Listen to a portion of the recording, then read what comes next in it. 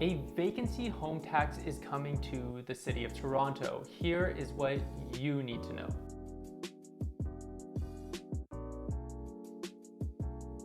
Hi, my name is Adam. I'm the owner of Vision Real Estate, and we're going to talk about the Toronto vacancy home tax. Back in July, John Tory tweeted out that he was going to put in place a vacancy home tax, which is going to help with affordability in the city and supply.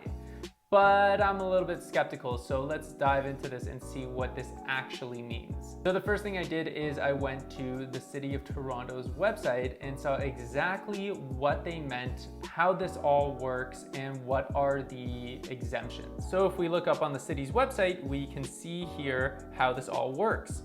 All property owners will be required to self-declare the status of their residential home each year. This will determine the home's occupancy status and whether the vacant home tax is payable. Nothing further is required of property owners living in their homes. If a property owner declares their home vacant, which I'm sure people will be very excited to do, they will be required to pay a tax at 1% of their home's current assessed value. Now, anytime we see a government authority assessing a home's value, they're usually not quite right. They're usually assessing it at a little bit lower than what market rate actually is. So just keep that in mind for a second. Now, a 1% tax of the current home's value, right now the average price of a detached property in the city of Toronto is about $1 million. So take 1% of that, we're at $10,000. Now, the tax is payable for the year of 2022 in 2023. So someone needs to declare whether or not the home is vacant at the end of 2022, and then they'd have to pay the tax in 2023. Now let's talk about the exemptions. So there's a small list here, but here we go. The death of a registered owner, properties undergoing redevelopment or major renovations, property of the owner in care, rental restriction or prohibition that prevents the unit from being occupied, the transfer of legal ownership of the property during the year, occupancy for full-time employment, and court order. Now, a couple things to note: the property cannot be a primary residence, so it has to be a income-based property for you, and it also has to be vacant for longer than 6 months. So we can already see by this list here that we're gonna have a lot of vacant properties just flat out exempt from this tax by this list. Now let's talk about the numbers. The average vacancy rate in the city of Toronto on any given year is right around 1%. This is about the same as New York and all other major metropolitan cities where real estate values are shooting through the roof, and there is a lot of demand to be working and living in that city.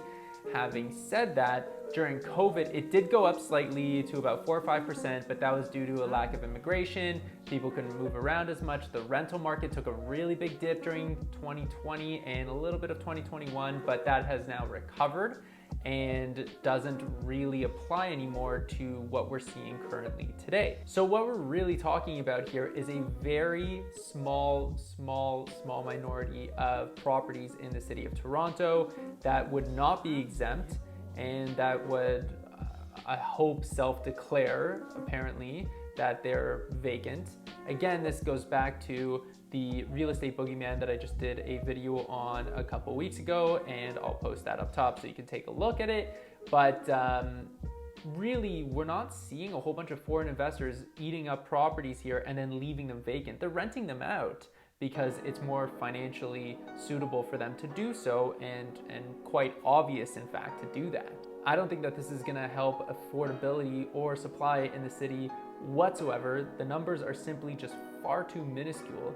But I'd love to hear your opinion. If you think I'm way off the mark or that this is gonna be a game changer for the city, let me know, comment below, and don't forget to like and subscribe to the channel to support the cause here, because we are looking to provide unbiased, straightforward real estate content for you for the city of Toronto, and really hope that you enjoy it. We will see you next time.